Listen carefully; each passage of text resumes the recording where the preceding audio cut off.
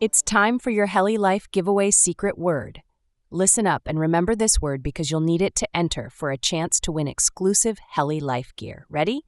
This episode's secret word is throttle. Visit contests.verticalhelicast.com to enter the secret word. What is up, guys? It's Halsey Schider with the Helicopter Podcast, and I am feeling excited and grateful to be coming at you again with another helicopter podcast. It's just incredible. I love that I'm doing this. I've been releasing an episode for over 2 years straight now. Every single Tuesday, I don't think we've missed a release date. So we love doing that. And it's because you, the listeners, listen. And of course, to our partners over at MHM Publishing, who have created the Vertical HeliCASTS platform. Your support and just the relationships and the guidance is incredible. In fact, through MHM is how I stumbled upon Tyson Phillips, our guest today, because I guess he's friends with Terry Palmer, who I'm also podcasting with today. So just love how that all works out. And it's just a great relationship to have with MHM. And to our sponsors, we certainly couldn't do this show without your support, or we could, but it just wouldn't be as good. So we appreciate you all. Tyson, what's up, man? Welcome to the Helicopter Podcast. Oh, thank you, sir. I appreciate it. I'm excited to be here. Coming all the way from Oklahoma. You know, I've never been, I guess, I don't know how it works in Oklahoma. I'm from Oregon originally and live in Oregon still. And in Oregon, at a young age, one must make a choice. And that is, are you an Oregon duck or are you an Oregon State beaver? And for those that are losers, they're beavers. And for us winners, we're ducks. And so I'm guessing in Oklahoma, you know, you have to pick at some point, right? Are you a Sooner or are you a Cowboy? You do. And based on your comment, you won't like my answer. Ooh. Or maybe I don't like your comment. Definitely a Cowboy, but we've had a rough few years. The Oregon game should have been a loss, but boy, I thought it would I thought there would be two teams on the field, and I was sadly mistaken. Yeah, that was, man, I didn't really know what to expect going into the game. I didn't know where OSU was at really at this point. And man, that was a horrible showing for y'all. It was. So I went to school there in the 90s, and I've been a fan for as long as I can remember. And that was about the game I had expected, unfortunately. Really? We're probably as low as we've been since I was in college. Oh man, that's a bummer. It is. You know, I've actually always liked Oklahoma State over the Sooners personally, which is reasonable. So I would have no issue rooting for Oklahoma State if they're not playing the Ducks, essentially. And I just thought, you know, look, man, they got to be a decent game. And there was some chirping back and forth from the coaches before. There was. And man, yeah, that was bad. That was it wasn't even fun. I think it was so bad. I think like third quarter, we turned the game off. We were watching something else. Oh yeah, no, you made it a lot farther than I did. Well, sorry to throw salt in it. If there's any consolation. I didn't go to college, so I really don't even have a dog in the fight, but I've always been a big Duck fan. And I feel like when I hear Oklahoma, I feel like it has to be similar. It's like, you know, very clear lines. Yes. And in fact, my wife, we're a house divided. She actually went to college, and unfortunately she was a Oregon State Beaver. I reluctantly married her anyway. That's tough. I'm proud of you because that's I've often told my wife went to another school here in Oklahoma, a smaller school, and I often say if she went to OU, it would have. I'm not sure how that would have. I'm not sure how that would have lasted. So it's those are tough decisions to And make. it's actually, it even goes deeper because my wife and I grew up in the same community outside of Portland. And it's not a big community, 40,000 people, I think. So it's big enough to have two schools, two high schools. And there's a lake that divides. So on the south side of the lake, we have the far superior Lake Rich High School. And on the north side, they have the far less superior LO High School. And it's a big rivalry. And my wife went to LO. I went to Lake Ridge. So we're very divided. Yeah. We even have different religions. It's crazy. We're just complete opposites, but somehow it works. So the yin and yang. I guess, working out. Speaking of which, to you and my listeners, if you hear any baby crying, I apologize. We have a newborn, and congratulations. I home studio here, so I've recorded a couple podcasts today, and producer Zach says that he can't hear the baby, but occasionally the baby's been crying. But Tyson, it's so good to have you on the show. I want to get right into it. AT Systems is your company that you co-founded. Obviously, you have a diverse background in flying helicopters, including flying UH-60s, which I'm super excited to hear about. Excited to also hear about firefighting and all that fun stuff.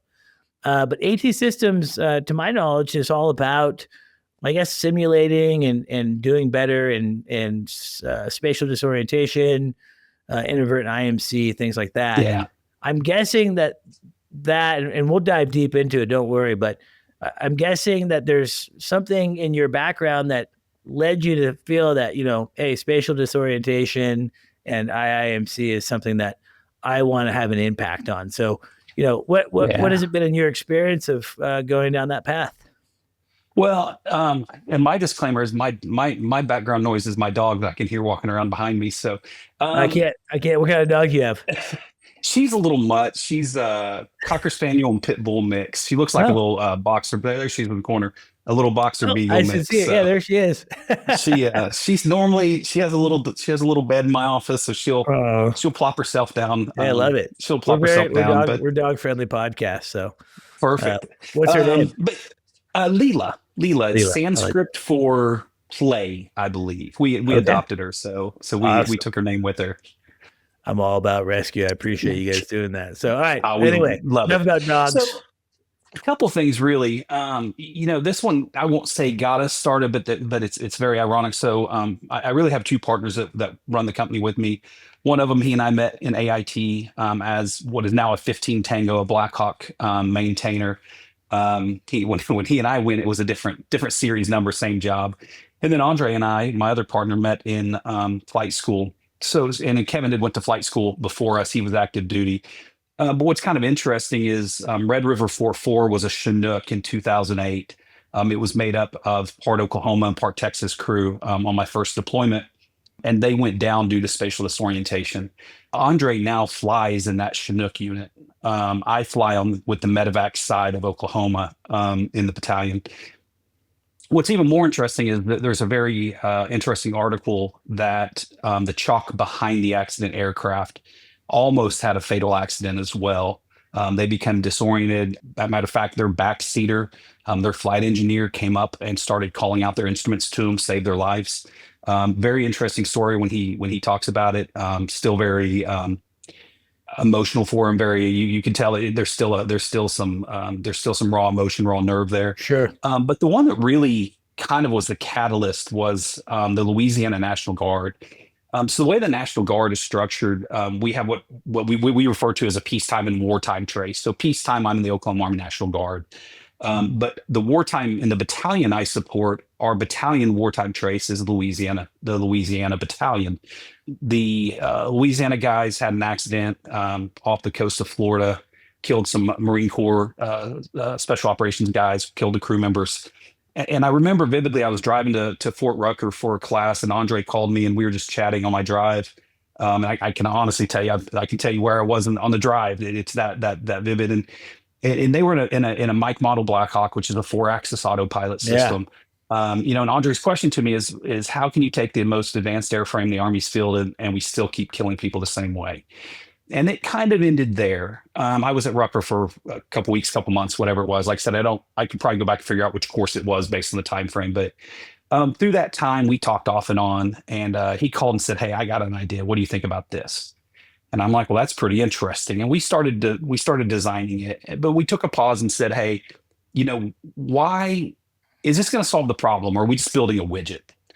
So we then kind of took two parallel paths. We were working on building and designing our system, but we also were looking at what the root cause of the problem was, and we spent a ton of time. We took some of our own experiences. I've been inadvertent like 3 or 4 times, but I've been fortunate that I made the decision early. One of the things I teach is how to lead better decision making. Our training program highlights how to make better decisions leading into it. But that was really the big catalyst that came back. Like I said, one of the things as we started looking it wasn't inadvertent IMC. It was really degraded visual environment. And something we've really been trying to push hard is we always talk about inadvertent IMC when we reference spatial disorientation, but the problem is anything with the obscuring your horizon is a potential. And my first real encounter was on that first deployment after we lost Red River 4-4. We were in northern Iraq, which is not lit up very well. We were doing gunnery training, and I became spatially disoriented by pure luck. I have zero belief there was any skill based in me coming out of it, and I was able to focus on my instruments and fly away and just transition. The shame on me part was I didn't tell the other pilot at all, and we transferred the flight controls. And I was a young pilot, and I don't know that factored in my decision of I don't want to admit my mistakes. I'm at a point in my career that I want to make sure you're aware of every mistake I made, so we're all on the same page that what happened. But I don't know if that led to me not wanting to confess my sins, if you will, or if it was just stress. So I won't pinpoint it. But regardless, I didn't do it. I did not do it, and it was wrong. A couple turns later, we were doing kind of traffic. They weren't traffic patterns. We were doing circles for gunnery, and the other pilot he started, "Hey, man, something's wrong. The aircraft's this." And I'm like, no, you're SD, look inside. And he flew away from it. And I go back to that moment. I think how easy it would have been to say, man, I'm just the same thing he did. He did the right thing. If I would have just done that, we probably don't get into the second round of it. So we got lucky twice in the same flight. That was my first eye-opening experience to SD.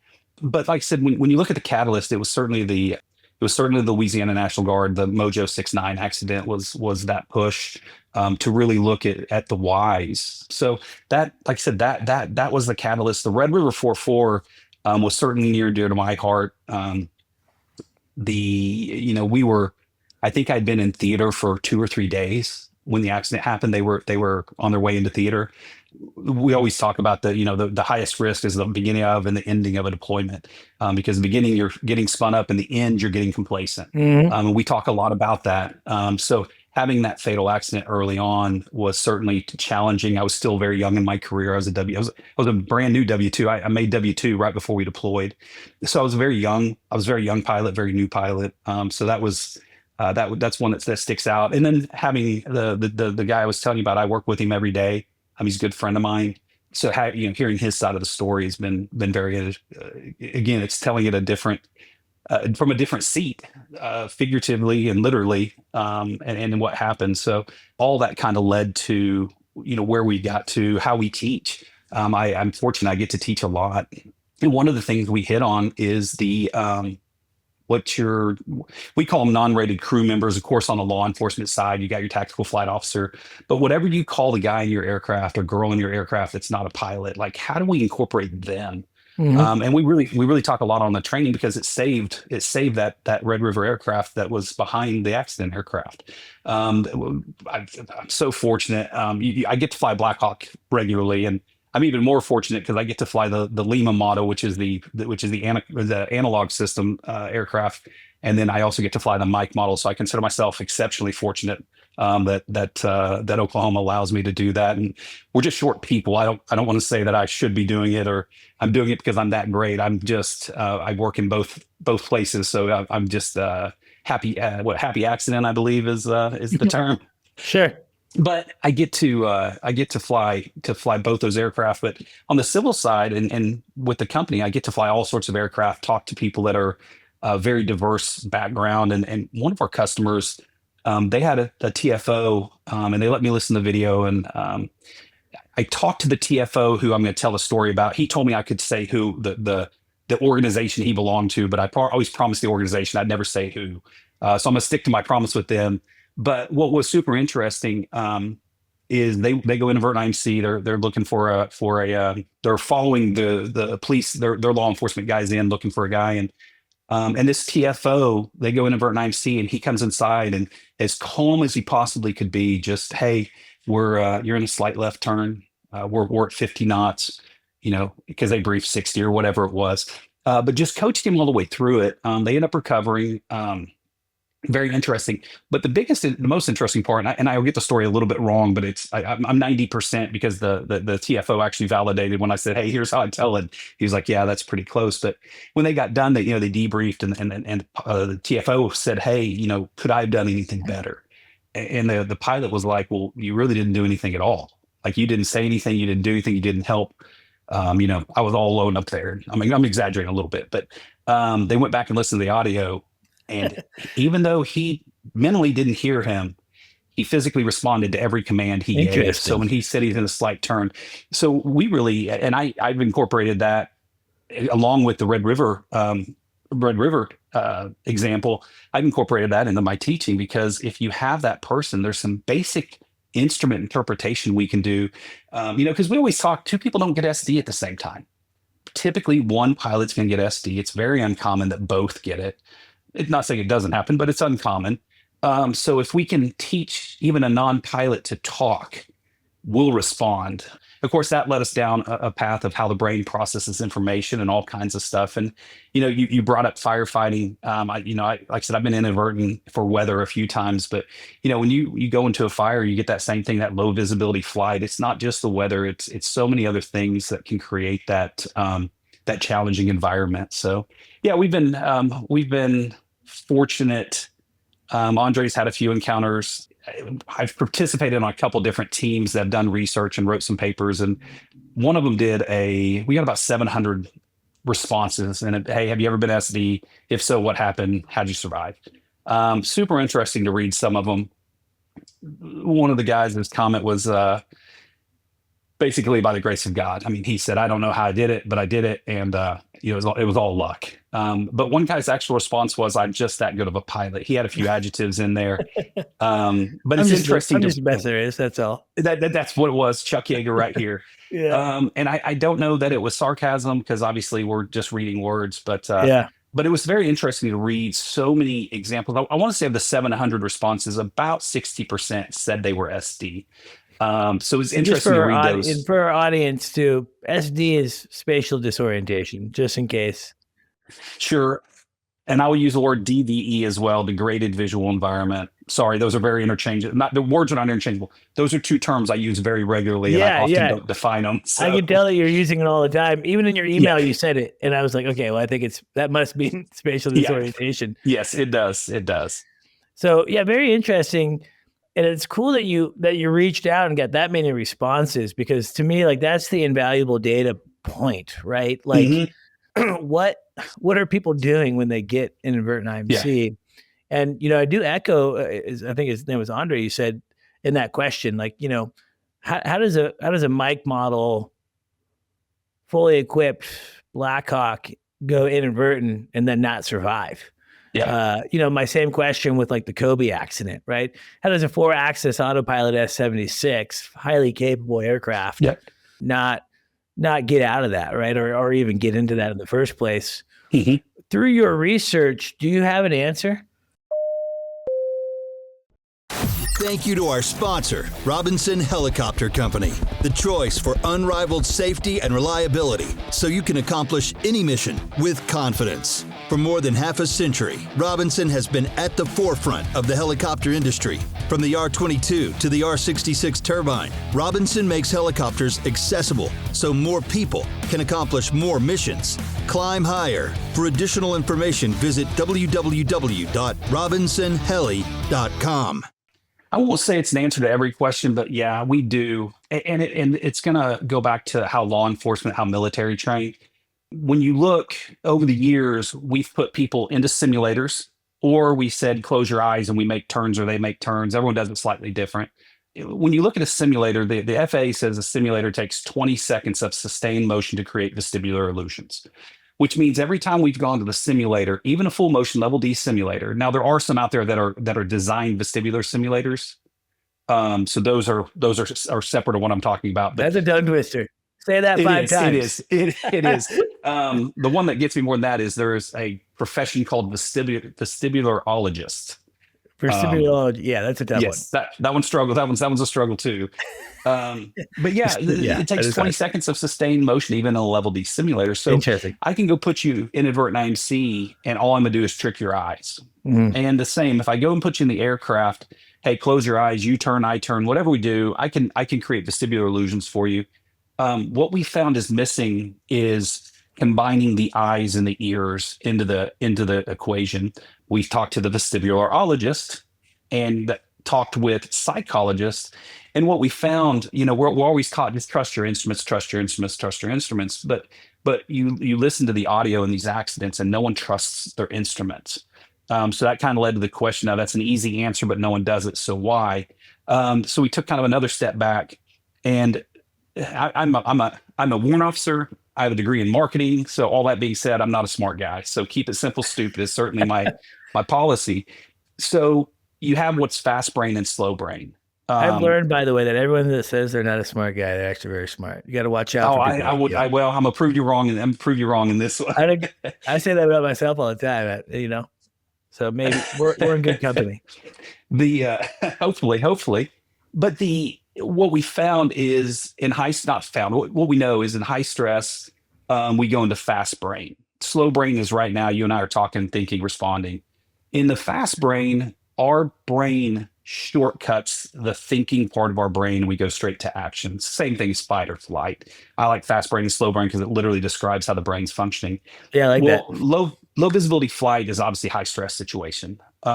So the brain is shortcutting the processing portion of the brain and going straight to action. The problem is I've only trained you to deal with either visual or vestibular. I've never trained you to deal with both. By putting you in the aircraft, and that's how we ended up building our system. By putting you in the aircraft, our system creates low visibility flight conditions, anywhere from 0 to unlimited. Obviously, I don't want you to fly at unlimited, but I also don't want you to fly at 0, because now you won't get this visual illusions. You're only going to get those vestibular, no different than closing your eyes. But when you look, that's been the problem, is the confusion between visual and the confusion in the brain between visual and vestibular illusions. Because the other question was, we look and eyes make up the vast majority of our sensory systems and our orientation system. So even though my eyes are tricked, when I look at my instruments, why don't I believe them? Why can I trust them? Why can I interpret them? And that was our psychologist. And the way they described it, and again, I'm gonna dumb it down to a warrant officer level, is your brain believes the last known truth. So your eyes and your ears agree. They're both wrong, but they agree. When your eyes come back and you say, hey, actually, now that I see this, we're not straight and level, we're this. The brain, again, not using the processing portion, just using the action portion, goes back to the ears and say, anything changed for you? And the ears go, no, everything's good. And the brain believes the ears. So where we typically live in an 80-15 range, 80 visual, 15 vestibular, and then 5% other, that number shifts. Now that 15% becomes 40 or 50 or whatever that number may be. But our vestibular system becomes a higher percentage of our orientation, and it's untrustworthy in flight because, of course, we're not made to fly. Our sensory systems are made to be on the ground. So that's what we found in the accidents we've researched, and I've researched hundreds of accidents, both military and civil. We've got a bunch of Freedom of Information Act requests for Army accidents.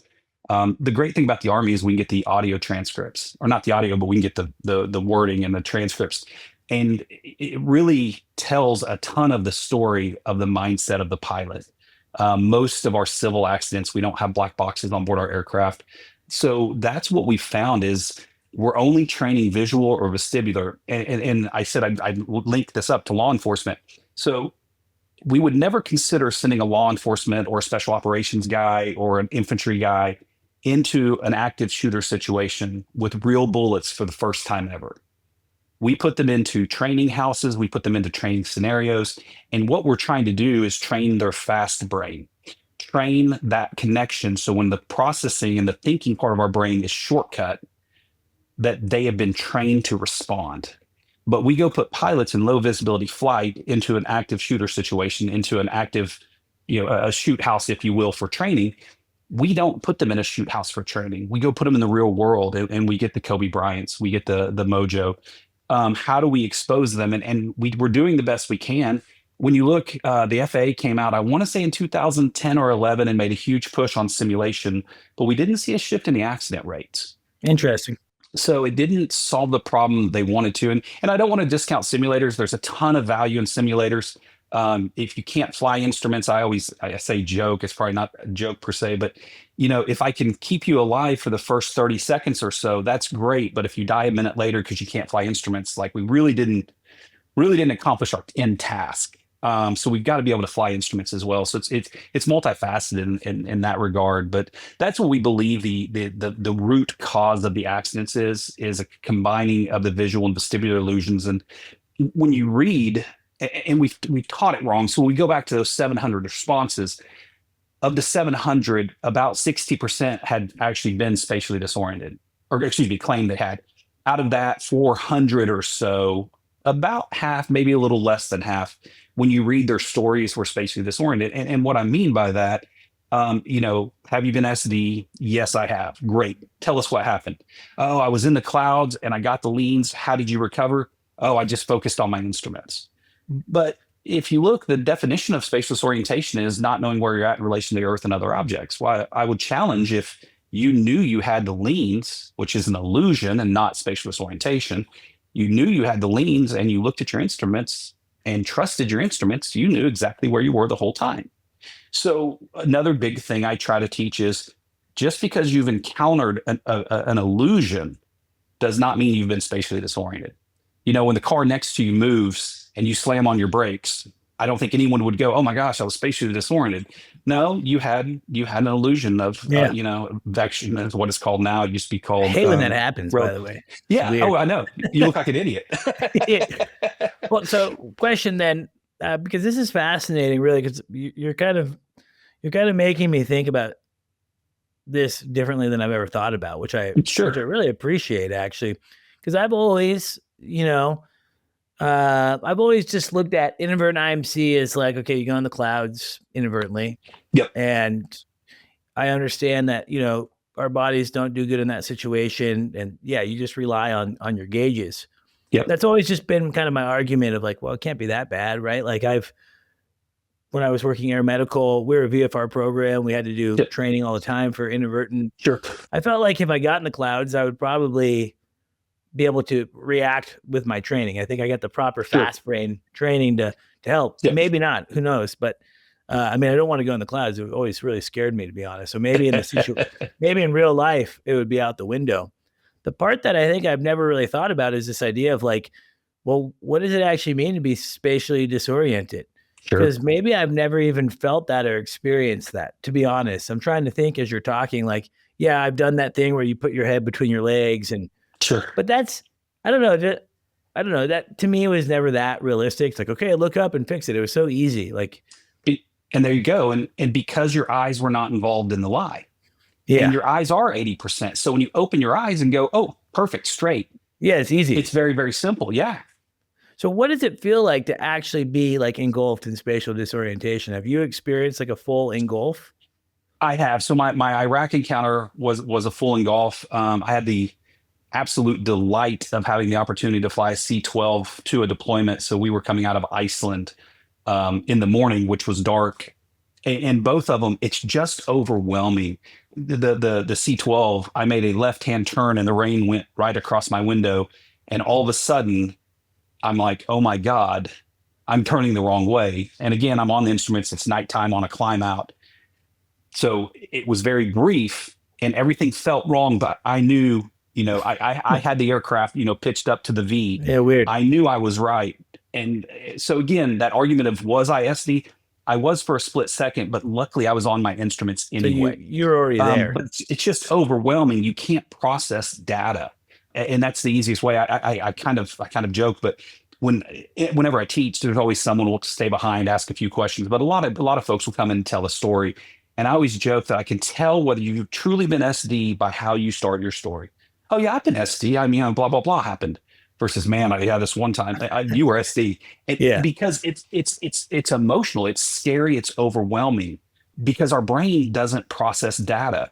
So we go from confident, capable pilots to not being able to process data. I tell this story. I don't like this story, but I tell it every time. It's Andre's story and Andre's example. It's not a story, it's his example. There's two stories he likes, and I don't like either of them, but I tell them every time, so I probably should stop saying I don't like them. But when we were in Warrant Officer Candidate School, we played dizzy bat. Basically, you put your head on the bat, spin around 10 times, and you run to first base. So I don't care how athletic you are, it's funny to watch that dude fall. Yeah, it is. So how do we take a very capable, competent person and cause them to not be able to walk straight? Now, that's just your vestibular system. Your eyes are working just fine. That's just your vestibular system. And think about trying to walk when you're dizzy like that and you're stumbling and you can't figure out which way is up. That's a very small thing, because you're never worried about dying because you're dizzy. Now you add the aircraft into it. Now we're going to add the visual system into it. But that's where that dizziness kind of comes in, is, again, the guy ran to first base just fine the time before, but we made him spin around, a totally different outcome. So it's just that overwhelming sense of, you're looking at something that you know what it is, but when you turn left, it turns right, or so you think. And I think I've honestly never really thought about it like that too. So I appreciate that. The idea of like doing that bat trick and being in the clouds and trying to figure it out all at once kind of adds a level to the scenario.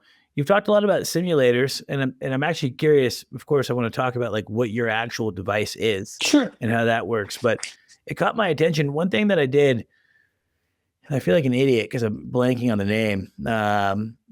But there's a kind of a new simulator on the block, and the CEO's guy's name is Fabby. I interviewed him last year. Cool company, and they're using VR integrated with simulation. And I feel like such a dope for not remembering the name right now, so I apologize. But I've only had one cup of coffee today, and I did that simulator, and it was pretty cool because the motion was like not huge, but because it was like so instant and it was like connected with the VR, it felt so real compared to anything I've ever done. Is that simulation getting better, you think? Like that type of VR simulation? Because that doesn't do it? Well, let me back up. Yes, it's getting exponentially better, but not for what we're talking about. And I'll give you an example. We had a Christmas party one year, and somebody brought their new Oculus that they bought for their kids. Oh, yeah. I'm not sure if it was pre or post Santa. I don't know how we got our hands on it, but they brought it, and it was funny. And we'll come back exactly to your question. Watching people sit with a VR headset on and watch them trying to move around because they feel like they're moving. When we talk SD, only SD, no, it makes no difference. We still need that 20 seconds of sustained motion. No different than a good simulator. You feel like you're moving. That little bit of motion gives you a little bit of proprioceptive, a little bit of seat of your pants. But we're not going to bring the vestibular system and the disorientation or the illusions of the vestibular system. What it is great for is that little bit of muscle memory, learning, this combination of control inputs and things like that. So again, invaluable training. And I'm reading, there is one, I think Vishard is a big supporter of it. They're able to use that on the front end of any flight training, which is awesome. But you're not getting any close to SD. Like I said, that little bit of motion is a lot less than a full motion simulator, and they're not capable of it. When you look at the human, go ahead. Oh, I was just gonna say, I guess the biggest thing of why I think it's still probably a positive thing to have that simulation is because for me, like being a VFR only guy, being very uncomfortable in the clouds, or imagining I would, at least in a helicopter. Yes.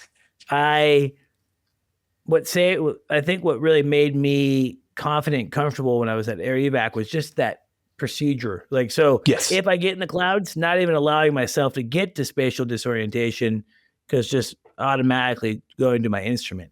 Absolutely. And training that muscle memory. But again, Yes. I feel like, it's one thing to say it and then to actually be in it. It could happen a lot faster than you think. Things can change quickly. You might be moving around a lot too, and that affects your, system. So yes, that's a big one too. As we're moving our heads. It makes sense of what you're saying. Like a simulator can't put you into that feeling. This is for those that are ready to launch their helicopter career training. Hillsboro Heli Academy, the place where pilots from around the world begin their journey. With a real-world experience and a reputation that speaks for itself, visit flyhaa.com because it's different here. The vestibular side is what misses. Yeah, the vestibular side. Combining them. But I will say you hit exactly on the head a great tool in the simulator. When you look, most accidents happen because of late or incorrect aeronautical decision making. If you would have made a choice sooner, and it's almost always late aeronautical decision making. If you would have made this choice sooner, then this would have happened. And one of our big teachings is in-route decision points, in-route decision triggers. One of the teams wanted to rename it. The NEMSA guys called it in-route decision point. Again, one of our groups renamed it to trigger. They felt point defined a point in space versus trigger didn't. Whether you agree or disagree, they're synonymous. There's no difference in how they're taught. But that simulator, and you alluded to it, but you said, well, I don't even want to go there. So you didn't say that quite this way, but when I start seeing I'm getting into that bad weather, I want to commit. And we just define things to it. So for example, let's say, and it's dependent on your aircraft, your capability. You're a VFR only pilot. So you probably don't want to slow down to 40 knots before you go, oh, we should do something different. We want to make those decisions earlier. So one of the things one of our groups added is a caution light. So you flew an aircraft that had something that said, if this happened, land now, correct? Probably a transmission chip, I would assume. Yeah. So if you're flying along, you get a transmission chip. Are you thinking, I think I'm probably good. It's only 5 miles up the road. I'll keep going. Land. It wouldn't even cross your mind. Yeah, 100%. Yeah. The manufacturer said this. We don't sit and second guess the manufacturer. That's our warning light. So I fly a Black Hawk. Our flight control system shifts over from how it handles information and processing at 60 knots. So I know I want to be faster than 60 knots. So let's just say for our conversation, 80 knots. And I never tell anyone what their number should be. Just understand your aircraft limits. But we'll use my aircraft. So when I get to 80 knots because I've slowed down for weather, then I either have to X or Y. But the thing is we don't get to talk about it. We talked about it sitting at the table. We were the manufacturer that said, if this happens, stop flying. Mm-hmm. And we said, if this happens, we will. And barring thunderstorms and the aircraft I fly, we're going to go inadvertent IIMC and intentionally climb in the clouds. That's our warning light. And the problem is there's not a discussion, there's action. And that was why the word shifted to trigger, is that triggers the action and the decision you already made. One thing we did add above what NEMSA did, and it was one of the guys from California on one of our teams, and I loved it. So we have going back to your helicopter, you probably have a caution light, right? So in a Black Hawk, the engine is a caution light. We don't have to land as soon as possible for an engine chip because we have a spare. So now I get to decide if I want to continue 5 miles. Do I want to turn to this airport 2 miles? Now I have choices available to me. Well, what we did is said, hey, at 80 knots or your en route decision trigger, your speed that you set, you don't have choices, you have action.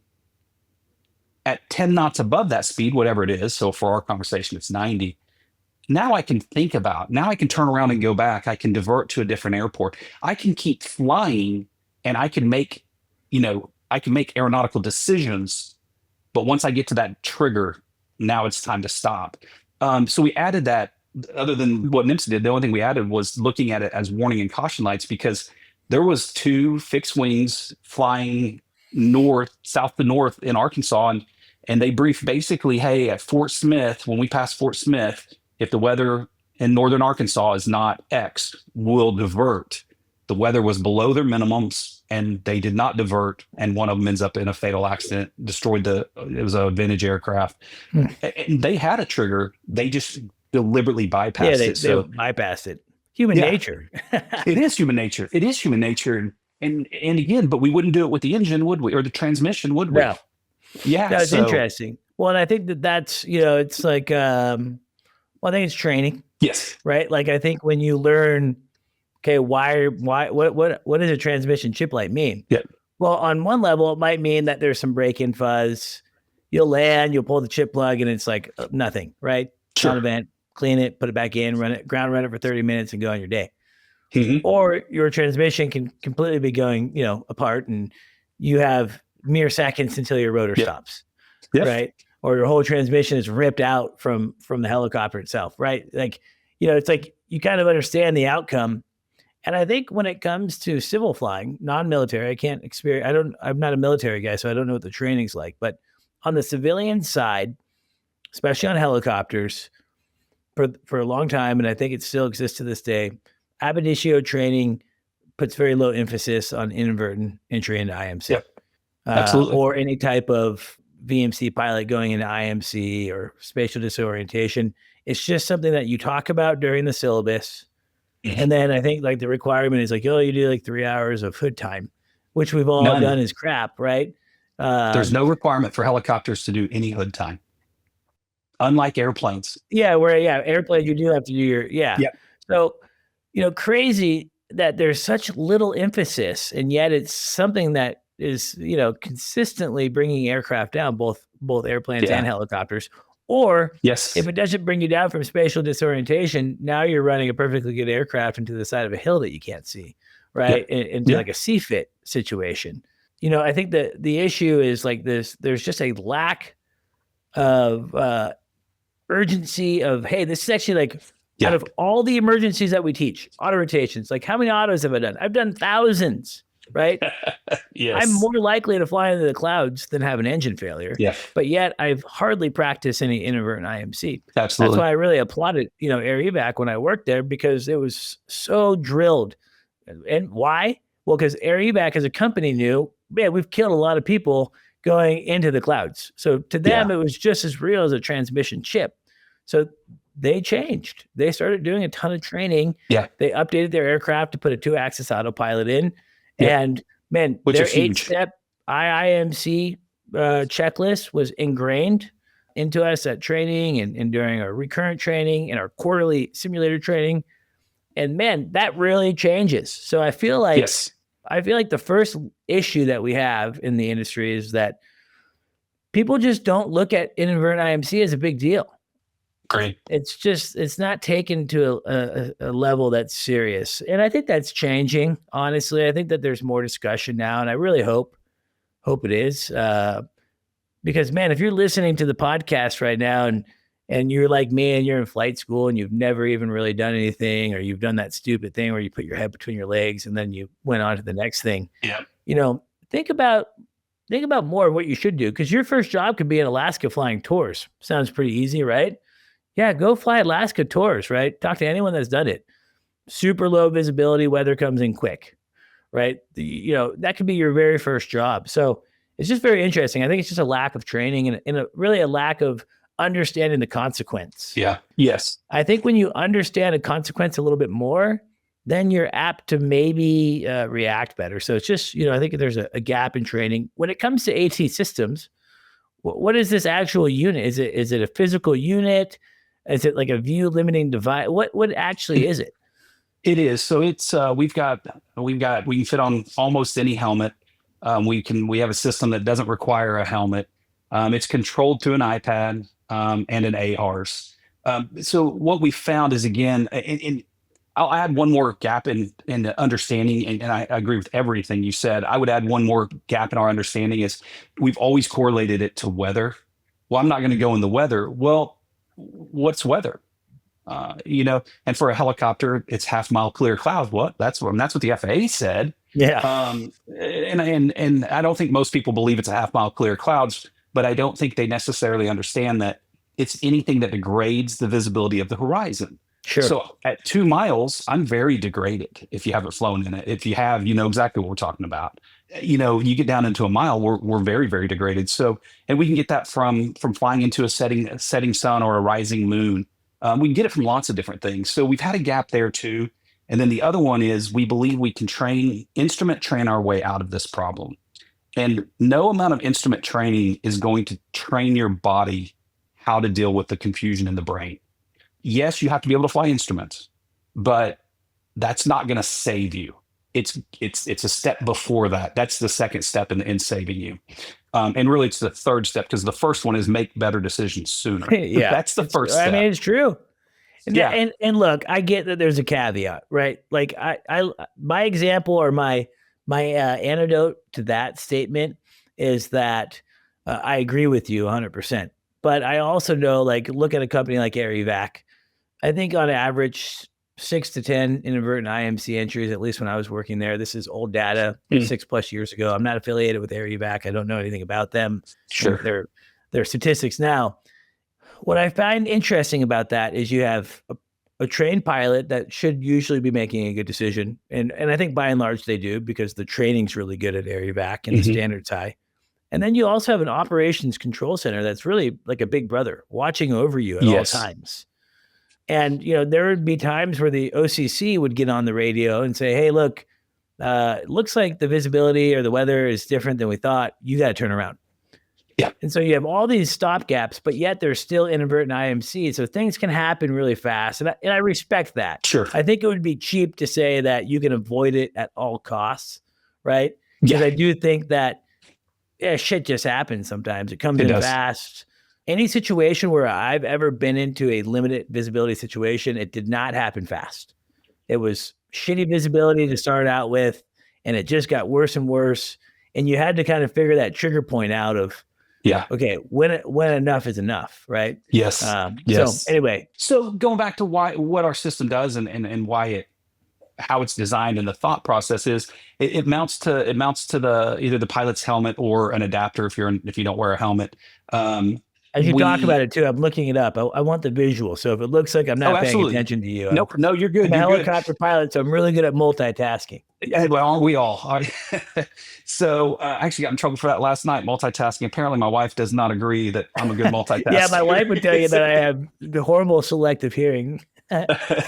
But we control everything through an iPad, being fed information through our AHRS system.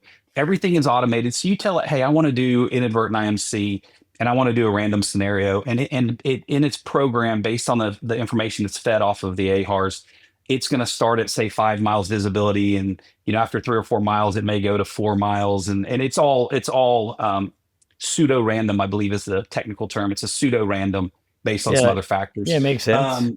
And we can control that visibility. The nice thing is, as the instructor or the safety pilot, you can say, hey, I never want it to go below 2 miles visibility. So now it'll drop down at whatever pace that its programming tells it to. But what ends up happening when we get to, say, 2 miles visibility, it just stays there. Because I keep you, and this is a term we used in one of our papers a lot, and I teach it a lot, conditions conducive to spatial disorientation. When you were kind of explaining, hey, I didn't want to be there, and you talked about some decision making, and you were actually talking about some of the simulator stuff with the VR, that's exactly what it boiled down to, is you made a good decision. Hey, I don't want to be here. I'm not going to stay in this environment very long. We do that, putting them in the environment or simulating the environment. So we lead them that decision making, because if I take you to 0, there's no decision making at 0. The decision's made. Yeah. So now it's just, can you fly instruments and recover? We want to hold you in that visibility. So we're able to do that for as long as we want. That 2 mile, that sucks too. That is, it does. That has to be the worst situation to be in. Cause it's like, I feel like when you're at that, say 1 to 2 miles, recently I was in a position where it was probably 3 miles, and I haven't flown for a long time. And so it looked extra horrible. And we ultimately turned around because it got worse.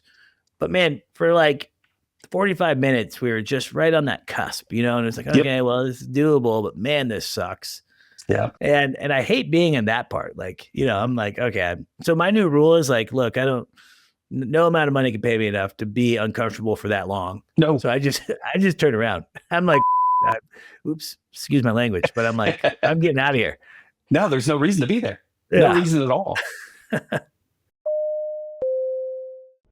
Thank you to our sponsor, Precision Aviation Group. Mission-critical operators and fleet managers rely on Precision Aviation Group as a worldwide leading rotor and fixed-wing MRO provider. PAG provides tip-to-tail solutions in 4 MRO segments: avionics, components, engines, and manufacturing DER services. A single point of contact gives you access to over 150 million in inventory globally, 24/7. Just call 800-537-2778.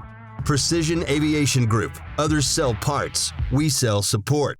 The one of the other things we did with our system, when we look, you've seen the 78 seconds to live video. Yeah. I think it's a very good video. I do not like the 78 seconds. I don't think that's an accurate time based on my research. My research shows it's 30 seconds or less. If you look at Kobe Bryant's accident, it was about 22 seconds from the point of disorientation to the point of impact. Wow. There's 2 Army accidents that were very similar time frame. They're about 12 to 15 seconds each. And then you look, and again, Bubba math here, when you look at the rate at the aircraft impacted the surface, and then create a straight line curve, and I know we don't accelerate straight line, but I'm not smart enough to do anything beyond straight line. One of the aircraft was at 1,000 feet. So after about 4 seconds, the aircraft was unrecoverable. It was a fatal accident. It's just a matter of time. Yeah, of so course. what we did is we built in safeties in our system. So if you exceed pitch or roll limits, if you exceed vertical speed limitations, the actual divisor will go clear. Now I have a safety pilot and a flying pilot that are both affecting the recovery of the aircraft. We never want the aircraft in a training environment to get into that condition. And it's so easy, even as a safety pilot, and I'm going to focus on you completely because you're in the degraded visual environment, but we get distracted, even if it's just for a split second. So we automated everything. So I'm not going to require you to look at the iPad to control the system. And then we built those safeties in. So that was kind of our key focus in what we do. Everything we do is automated. Something else we can do is we can bring you in if say the weather's 501 and we go to break out. We always do the same thing when we train instruments. As soon as we break out of whatever the weather is, hey, roll up your visor, great job, you're done. With our system, with no input from the user, we can actually break out at 500 feet or whatever you said. Cool. And you break out to 1 mile visibility. And helicopter pilots don't know what airports look like to begin with. We definitely don't know what taxiways and anything else looks like, but we can actually complete the entire process. I probably shouldn't sell helicopter pilots. Army pilots do not know what taxiways look like. Yeah, I don't think any of us do, but I don't want to sell everyone out.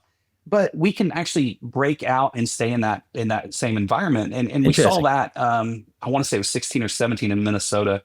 Pilot breaks out, does everything right. And at the very end, after he breaks out, goes inadvertent IMC and kills himself and I think one of his medical crew. So, that it's not just going into the bad weather, it's coming out of that bad weather. It's anytime we're transitioning. So that we built the capability of actually doing the breakout phase, again, fully automated, but we can break out of it, especially as we go. A lot of these operators are going to single pilot IFR operations.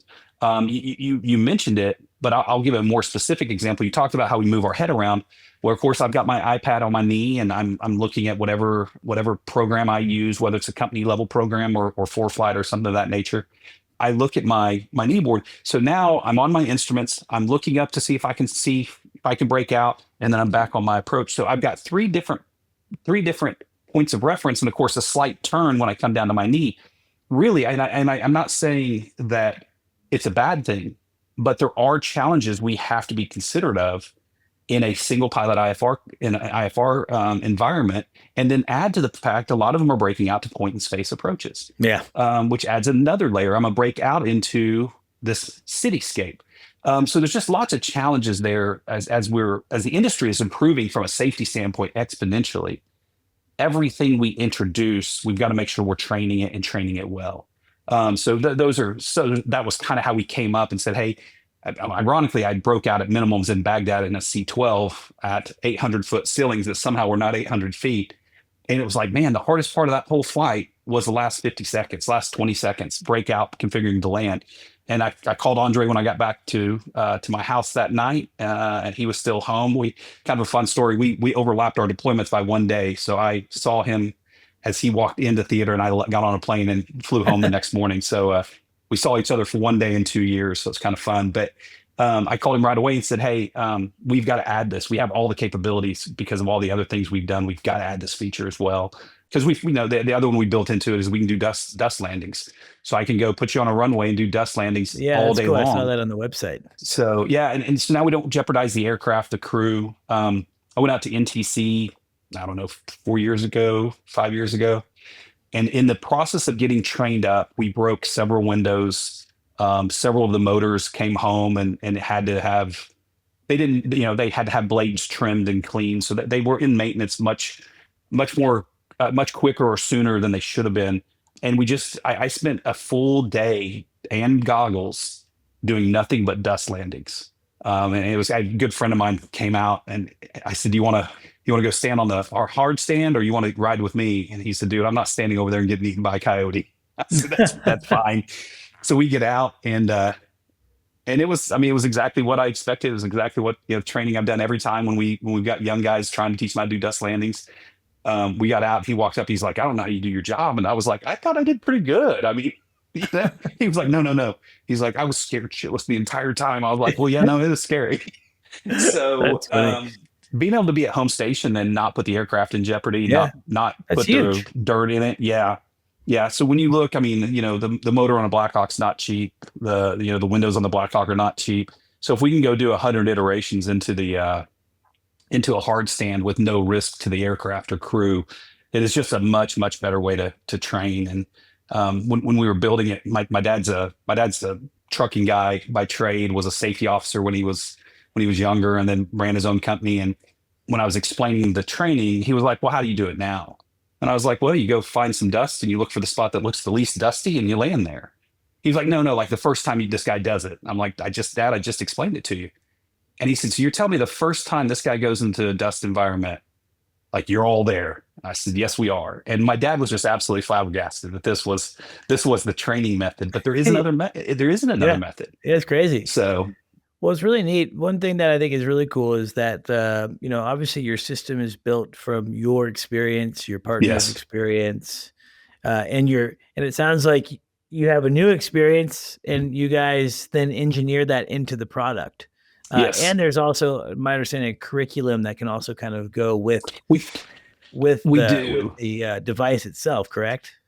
We do. So we provide an academic training. And a lot of times if our customers ask, I'll actually do the academics either via Teams or I've flown out. They've paid me to fly out and teach in person. And I love teaching.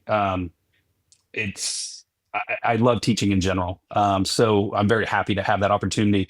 But even beyond the academics, which like I said, we'll provide them or we'll teach them over Teams for you. We also provide a step-by-step program of how to build it. And I always joke, if you follow my program from start to finish, you will probably go bankrupt as an organization. It's not designed to be flown as a this is the way to do it. It's really the buffet style. So for example, the first year you just want to demonstrate visibility. You take a young pilot, the guy you're going to send up to Alaska a few minutes ago, right? And you're going to say, hey, don't fly in visibility less than 3 miles. That dude hadn't seen anything less than 10 miles in his entire life. What does 3 look like? And 3 looks a lot scarier than you think too. It is 100%. That's the thing, right? Yeah. So don't do something that I tell you that I don't demonstrate for you how to not do. So phase 1 is, hey, here's 3 miles, 2 miles, 1 mile. That's what this looks like.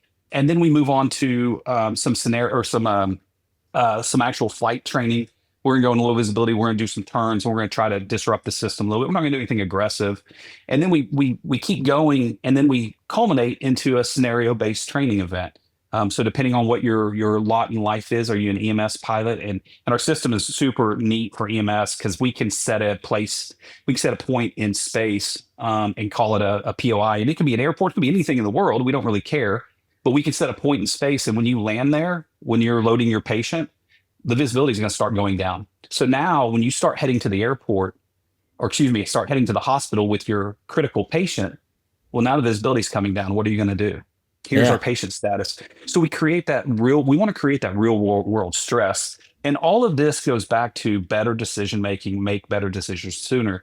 But when you look, our training program provides from the guy that's never done anything to recurrent training every year. And that one is some maneuver-based training, and then onto a scenario-based training, because we want to talk about that. And we talk with our customers, we talk a lot about, sometimes we may, when you get to a point, you say, hey, Tyson, this is my en route decision trigger. Okay, great. You know what would you do? Well, we said we were going to land. Okay, that's great, but let's keep going, because we do sometimes want to create spatial disorientation.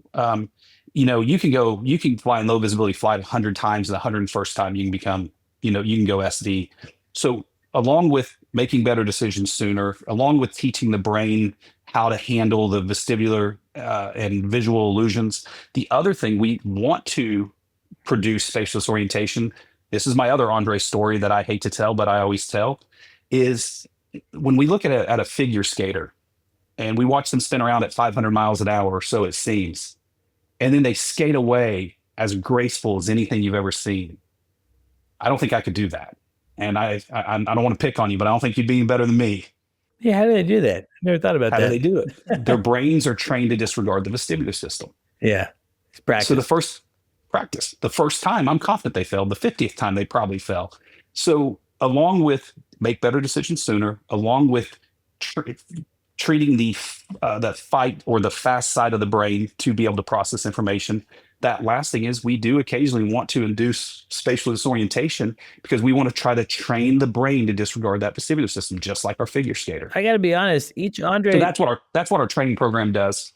Each Andre story you've told is pretty good. So, probably why I keep telling them. Wait, Tyson, what a conversation. Really appreciate that. In fact, my perspective on the whole thing has changed a little bit just based on that. So I really appreciate that. Fantastic. Obviously, what I love about some people in business is when you find someone that's truly just passionate and excited about their business, and I can tell that you've really immersed yourself in this.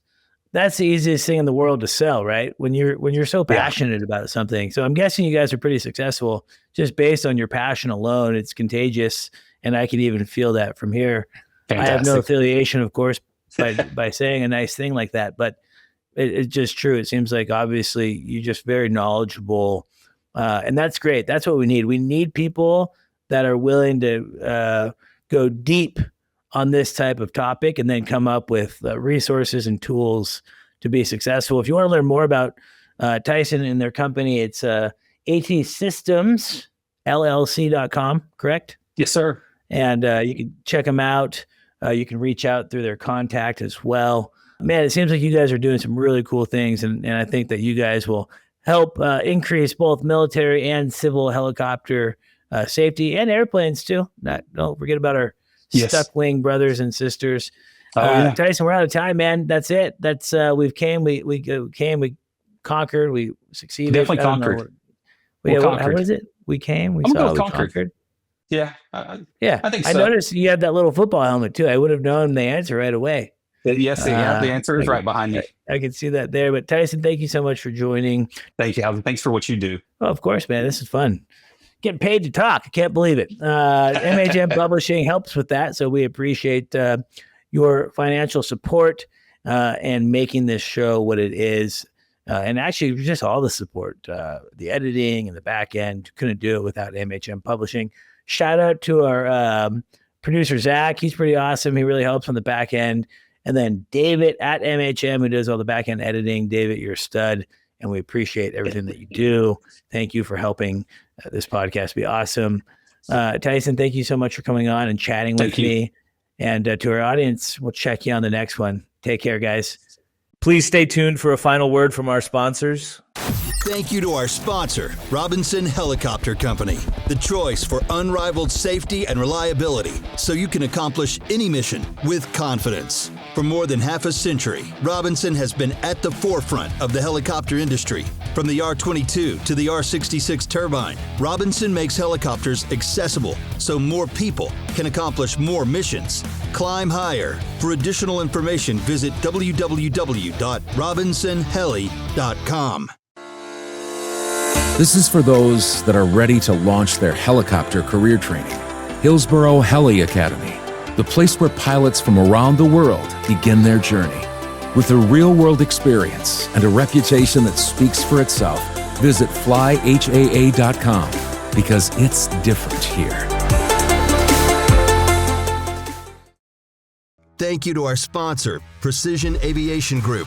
Mission-critical operators and fleet managers rely on Precision Aviation Group as a worldwide leading rotor and fixed-wing MRO provider. PAG provides tip-to-tail solutions in 4 MRO segments: avionics, components, engines, and manufacturing DER services. A single point of contact gives you access to over 150 million in inventory globally, 24/7. Just call 800-537-2778. Precision Aviation Group. Others sell parts. We sell support.